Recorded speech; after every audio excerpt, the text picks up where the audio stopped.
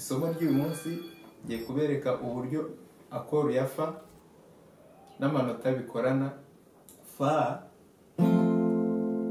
ikorana na si bemol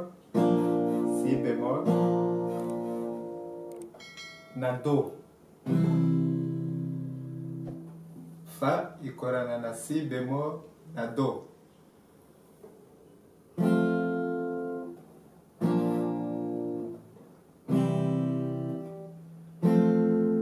Noneho ngiye kuririmbamo indirimbo y'132 mu gushimisha Imana. Ikubitwa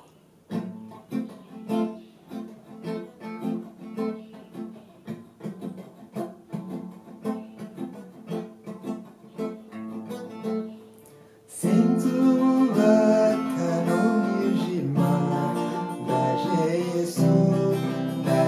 Yesu mbonye umudendezo n'umucyo, Yesu ndakwitabye.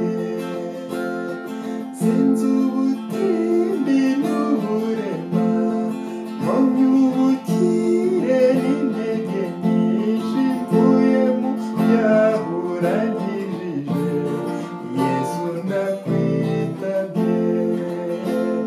Mvuye mu byago n'ibihendo, ndaje Yesu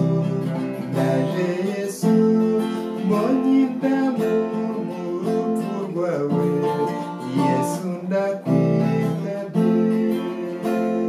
Mvuye n'intimba n'amarira, ngeze mu byishimo irashize nk'induru nkawe impundu, Yesu ndakwitabye.